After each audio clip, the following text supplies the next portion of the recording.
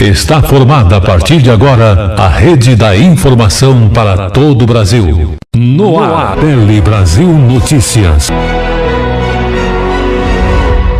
Olá, estamos começando o Tele Brasil Notícias, edição desta semana, agradecendo a sua audiência em qualquer parte do mundo e também aqui no Brasil. E lembrando que você acompanha as nossas informações através do YouTube ou Facebook, Jornal Tele Brasil Notícias, notícias dessa semana e também das semanas anteriores. Para você que prefere informações impressas atualizadas diariamente, temos o Facebook A Hora da Notícia. Vamos chamar então a edição de hoje com as nossas principais manchetes. Salário mínimo de R$ 1.320 a partir do mês de maio.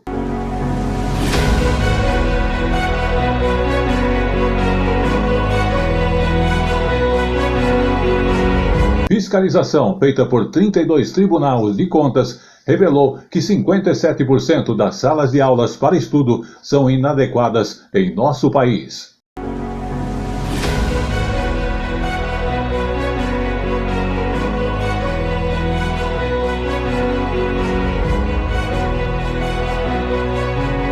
Pesqueiros têm ficado lotados mesmo durante a semana.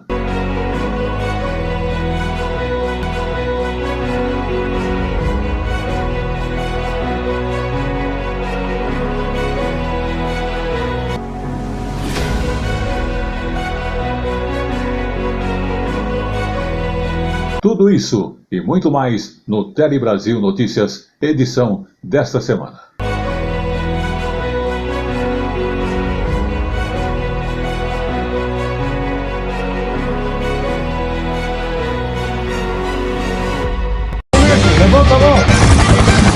Diariamente, o Brasil e o mundo contra o crime. No Polícia em Ação. Confira. Este jornal tem o apoio de Paulo Silva Som. Áudio, vídeo, internet, redação e produção. Consulte-nos pelo 11 94564 4237. Qualidade e garantia de bons serviços.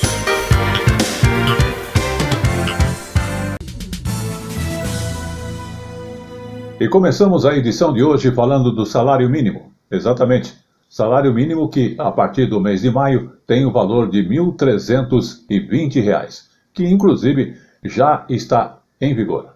Está na Constituição. É direito do trabalhador urbano e rural receber o salário mínimo, fixado em lei, com valor único para todo o país e que atenda a necessidades vitais básicas. E para tentar garantir isso, em 2011, foi criada a Lei de Valorização Real do Salário Mínimo. O texto incluía o cálculo para o reajuste anual, o valor em vigor, mais a inflação medida pelo INPC, mais o percentual de variação do PIB dos 2 anos anteriores. A soma resultava no novo valor. Equivale, equilibra e mantém uma valorização equivalente ou superior à inflação, o que com isso acaba não corroendo o salário da população de um modo geral. Para o governo federal, essa lei foi fundamental e garantiu um aumento real no salário mínimo de 76% entre os anos de 2003 e 2015. Um caminho que, de acordo com o governo, tirou o Brasil do mapa da fome. Mas nos últimos anos, segundo a equipe econômica, essa política foi interrompida e o trabalhador saiu no prejuízo. Na busca de recuperar um ganho real no salário mínimo, o governo decidiu, neste primeiro momento, reajustá-lo para R$ 1.320 por meio de medida provisória.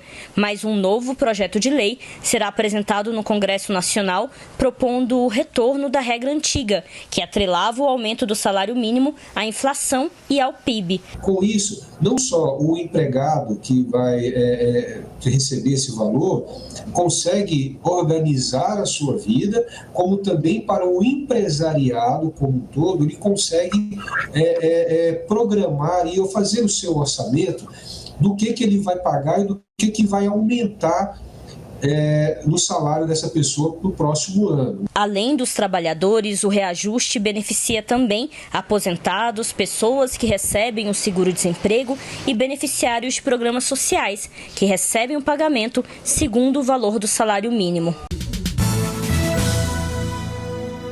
Vamos também falar da recuperação de direitos perdidos, que inclusive será iniciada a política de valorização permanente da renda do trabalhador. Uma medida bastante importante porque atende à Lei de Valorização Real do Salário Mínimo, criada em 2011. Vamos observar. Em 2011, foi criada a Lei de Valorização Real do Salário Mínimo. O texto incluía o cálculo para o reajuste anual, o valor em vigor, mais a inflação medida pelo INPC, mais o percentual de variação do PIB dos 2 anos anteriores. A soma resultava no novo valor. Equivale, equilibra e mantém uma valorização equivalente ou superior à inflação, o que com isso acaba não corroendo o salário da população de um modo geral.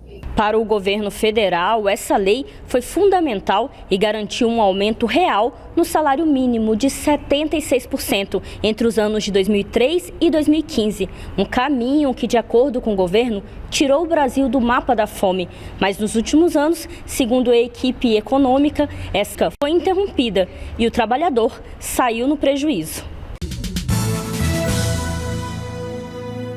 Saúde.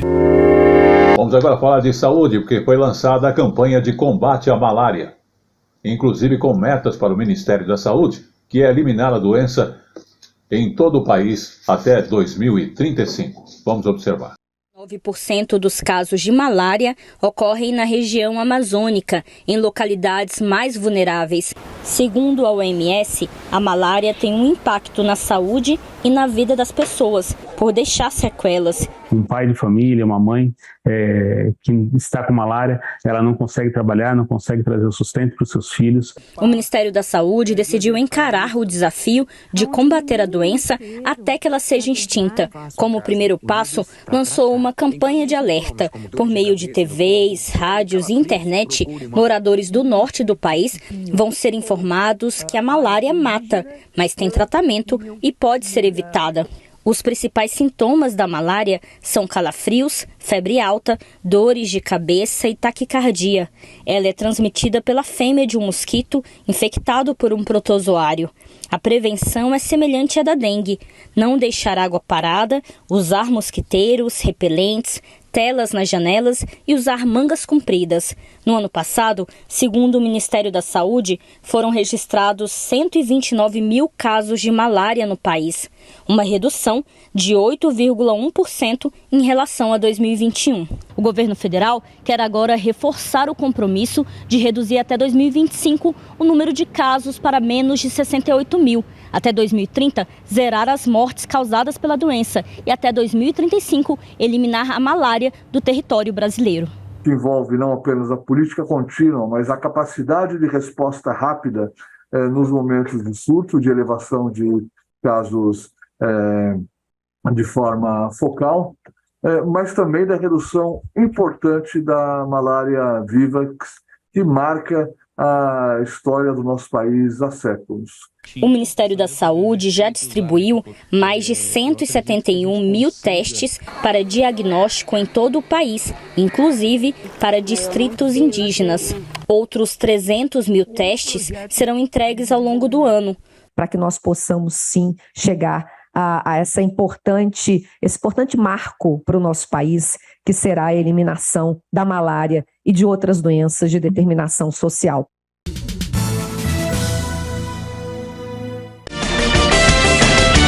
A informação na medida certa que você gosta. Um telejornalismo dinâmico, nacional e regional. Jornal Tele Brasil Notícias. A informação na medida certa que você gosta. Vamos falar agora do imposto de renda, porque a partir de 1º de maio, quem ganha até R$ 2.640 por mês não vai mais pagar imposto de renda. Com a nova faixa de isenção, a previsão da Receita Federal é de que quase 14 milhões de pessoas sejam beneficiadas em todo o país. os salários de até R$ 2.640 a partir de 1º de maio, não terá retenção na folha de pagamento do imposto de renda. Então, outro anúncio importante também para a valorização dos baixos salários do país, ou seja, isso ajudará muito no poder aquisitivo da classe trabalhadora, especialmente dos baixos salários.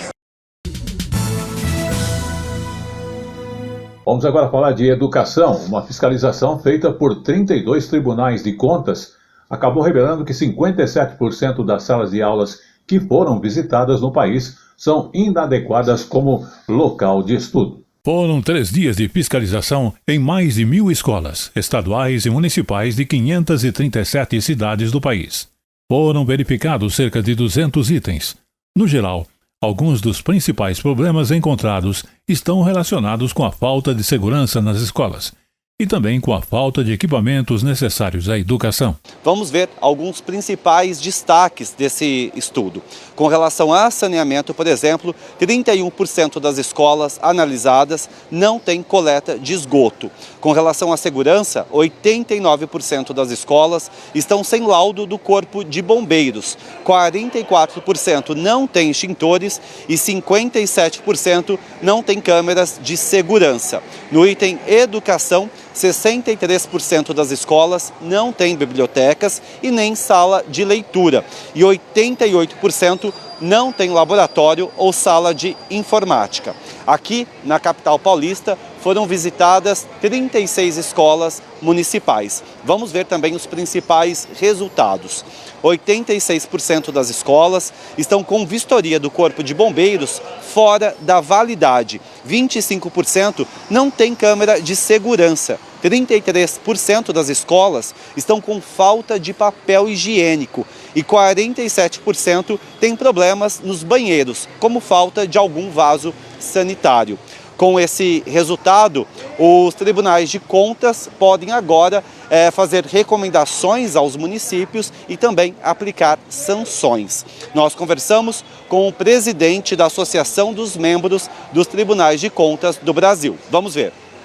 Como cada tribunal de contas tem a sua legislação própria e autonomia, os encaminhamentos serão eventualmente diferentes na forma, mas o objetivo será sempre o mesmo, que o gestor público responsável adote as medidas, resolva os problemas e nós possamos, num futuro procedimento dessa natureza, identificar essas providências e, claro, avançar em relação a outros estabelecimentos, a outras unidades não fiscalizadas agora.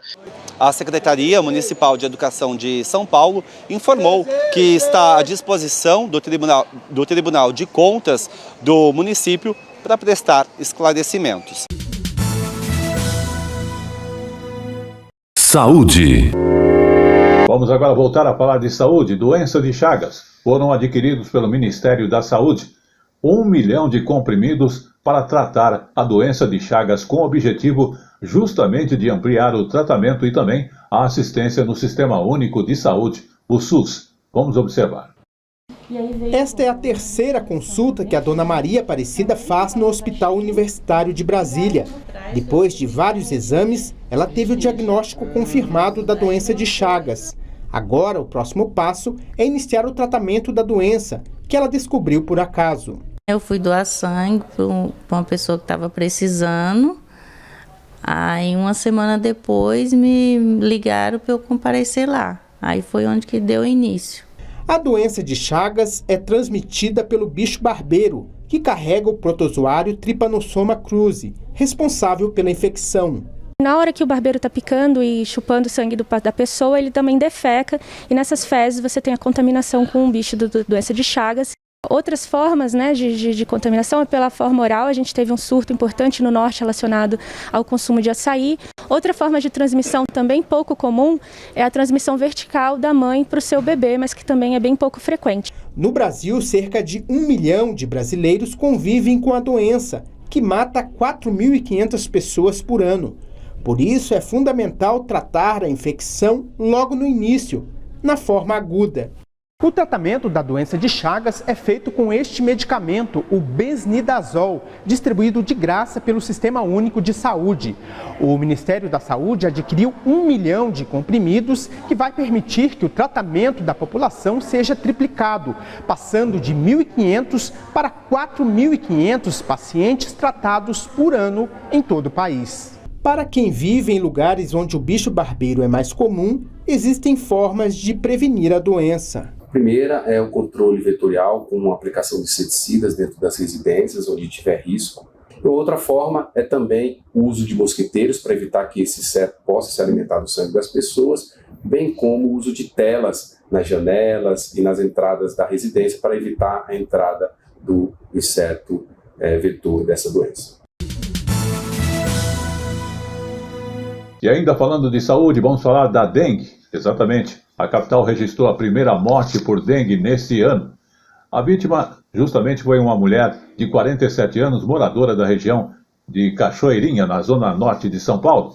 Ela morreu em 24 de janeiro, mas a causa só foi confirmada na última quinta-feira, dia 27 de abril. Outras 11 mortes neste ano estão sendo também investigadas. E a capital paulista tem mais de 4.800 casos de dengue no ano. A prefeitura disse que tem intensificado as ações de combate aos focos do mosquito, incluindo a instalação de armadilhas nos bairros com maior número de casos. Prefeitura de São Paulo disse que tem intensificado as ações de combate aos focos do mosquito, incluindo aí a instalação de armadilhas nos bairros com maior número de casos. Vamos falar agora da falta de documento, a falta de identificação das pessoas. Esta falta de documentos afeta quase 3 milhões de pessoas somente aqui no Brasil. São os chamados invisíveis, brasileiros que não têm nenhum tipo de registro civil e que, por causa disso, acabam tendo dificuldades para acessar direitos básicos, como até mesmo ir à escola, ter atendimento em saúde ou participar de programas sociais. Muitas pessoas nessa situação encontram a solução na iniciativa chamada de o ônibus da justiça itinerante. O número de pessoas sem qualquer documento no Brasil é gigantesco. Segundo o IBGE, são 2.700.000 brasileiros que não dispõem de uma certidão de nascimento ou uma carteira de identidade. É o equivalente à população de uma cidade como Belo Horizonte, de cidadãos sem a documentação básica. E a ausência disso se reflete diretamente na negação dos direitos fundamentais, como ir à escola, ter atendimento em saúde ou participar de programas sociais. Esta jornalista escreveu um livro sobre o assunto. A gente está falando de exclusão documental. A gente está falando de não ter a certidão de nascimento e, por não ter a certidão de nascimento, não ter nenhum outro documento. Então, ele é alguém que não vota, ele não pode viajar, por exemplo, ele não pode ter nenhum bem em seu nome, ele não pode ter conta em banco. No estado do Rio de Janeiro, são cerca de 200.000 pessoas nesta situação. Muitas encontram a solução nesta iniciativa, chamada de ônibus da justiça itinerante. É o caso de Alexandre, que nunca conseguiu se alfabetizar nem se aposentar. Hoje, aos 50 anos, ele vai receber a primeira certidão de nascimento da vida dele. Minha mãe lavava para fora, entendeu?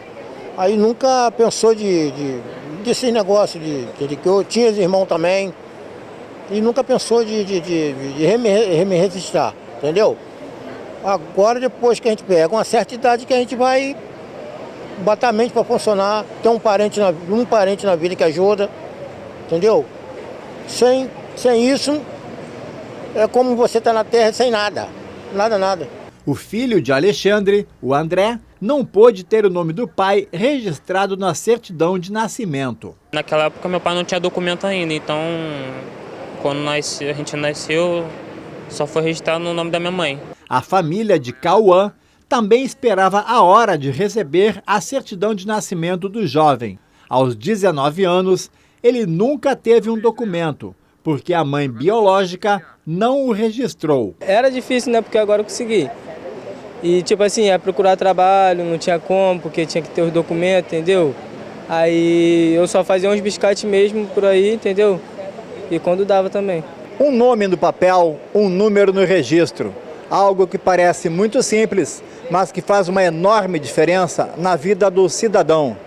Sem a certidão de nascimento, a pessoa existe de fato, mas perante o Estado, ela continua invisível. Para esta juíza, é emocionante quando uma pessoa sem documentos consegue, finalmente, se tornar um cidadão devidamente documentado, com número de registro e CPF. O sentimento é realmente de compartilhar com ela a alegria dela se ver como cidadã, se ver reconhecida, se ver no contexto mesmo do nosso Estado. Eu acho isso muito importante.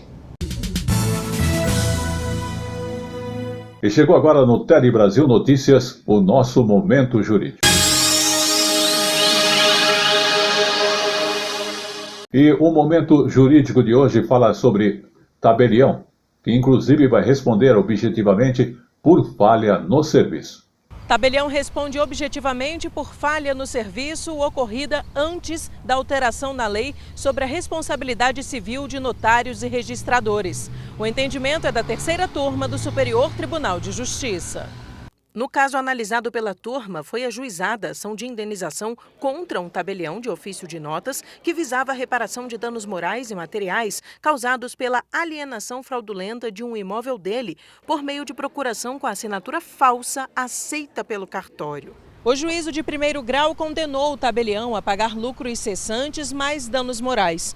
O Tribunal de Justiça do Distrito Federal e dos Territórios aumentou o valor da condenação. No Superior Tribunal de Justiça, o relator do recurso especial, ministro Moura Ribeiro, observou que tanto a ação declaratória quanto a indenizatória foram propostas antes da vigência da Lei 13.286 de 2016, a qual passou a considerar que a obrigação de reparar os prejuízos causados a terceiros por tabeliães e registradores é fixada mediante dolo ou culpa. Por conta disso, a terceira turma negou o provimento ao recurso especial.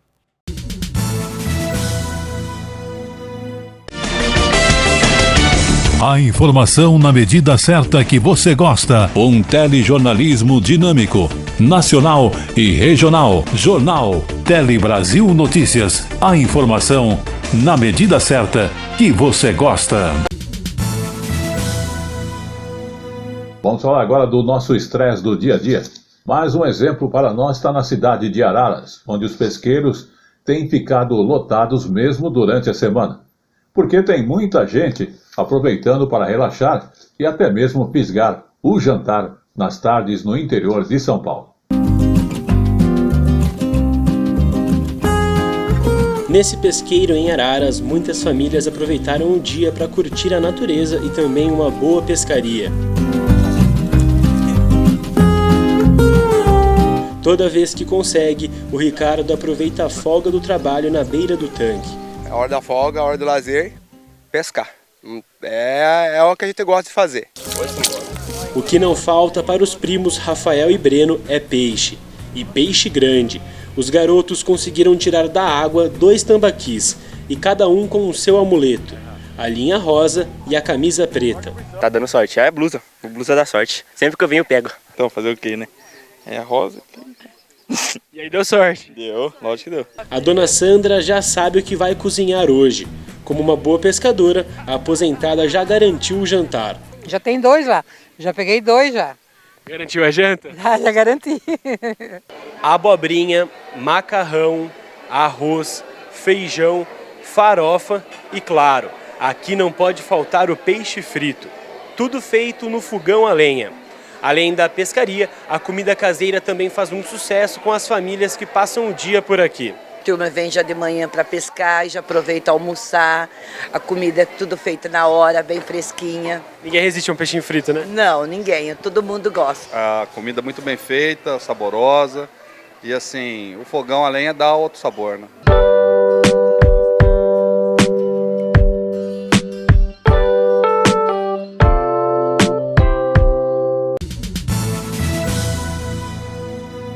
Vamos agora falar então de samba, porque na Portela, samba rima com literatura, exatamente, é a cultura. E é nesse clima que acontece a festa literária da Portela, a Flip Portela. Vamos observar. E a Flip Portela reúne música, dança, debates, autores e sambistas. Tem discussões sobre o futuro do samba e da literatura. E terá uma novidade, que será a inauguração de uma biblioteca permanente na quadra da agremiação. Livros e samba se misturam na quadra da Azul e Branco de Oswaldo Cruz e Madureira. É a Fliportela. A iniciativa atraiu muitas pessoas, incluindo estudantes e professores. Livro e literatura da samba. Da samba, da dança, casa junto, né? A escrita com o corpo não são antagônicas, elas se complementam. Samba também é um lugar de conhecimento, de aprendizagem. É aqui que se cria uma comunidade, começa assim para uma sociedade melhor, é aqui que a gente aprende. Entre várias bancas, estava presente a Biblioteca Popular do Complexo do Alemão. Qual é a importância da gente ter obras que retratam o cotidiano da favela? É de grande valia porque as crianças das periferias, geralmente negras, não se veem nos livros infantis, né? Há um distanciamento e quando a nossa narrativa passa a tomar conta das folhas dos livros infantis, essas crianças passam a sonhar com uma carreira literária. Eles falam, eu quero ganhar o prêmio Jabuti. A ideia de levar literatura para a quadra da Portela visa integrar o samba ao mundo dos livros. A Portela entende que o papel de uma escola de samba é muito mais que o desfile, é muito mais que promover o lazer, o entretenimento. A Portela, como as escolas de samba, tem que ser polo difusor da cultura, da cidadania. Então a leitura é muito importante nesse sentido, ela aproxima os jovens no conhecimento para um futuro melhor. Então a gente está empenhado nesse processo. A Fliportela é parte desse esforço coletivo da Portela para aproximar os jovens da leitura. Por que você não diz o que te magoou? Te vendo infeliz também estou. Pois é, como eu falo sempre, tudo que é bom dura pouco. E o Tele Brasil Notícias desta semana está chegando ao seu final, agradecendo a sua audiência. Mas antes, vamos falar aí do Airbus A380, que é um gigante dos ares, que exatamente há 18 anos fazia o primeiro voo, no dia 27 de abril de 2005. A Airbus a A380 voou pela primeira vez e foi um voo inaugural. Ele só entrou em operação realmente em 2007. E é isso mesmo. Com 2 andares, ele é o maior avião de passageiro do mundo. O A380 tem a capacidade para transportar 525 pessoas em 3 classes diferentes. Ou, em teoria, até 853 passageiros, se todos fossem de assento da classe econômica. Os aeroportos precisam de instalações adaptadas para recebê-lo. No Brasil, ele pousou em Guarulhos, em São Paulo, e no Galeão, no Rio de Janeiro. Um avião desse porte tem muitas curiosidades. O Super Jumbo tem 4 motores e mais de 400 quilômetros de fios e cabos elétricos. Algumas aeronaves têm chuveiros e suíte privadas na primeira classe. O A380 tem uma autonomia de 15.700 quilômetros. Isso é suficiente para voar sem escala de Dallas, nos Estados Unidos, a Sydney, na Austrália. Este avião surgiu como uma solução para o congestionamento dos aeroportos, por ter uma maior capacidade de passageiros. Mas no fim de 2021, a Airbus entregou o último A380.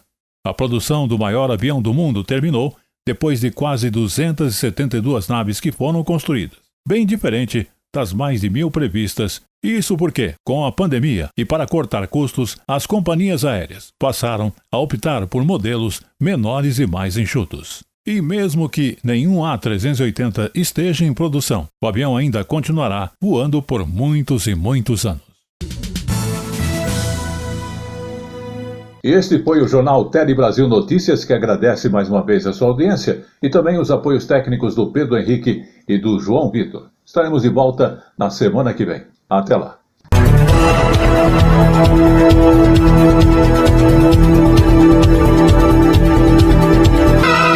Tele Brasil Notícias.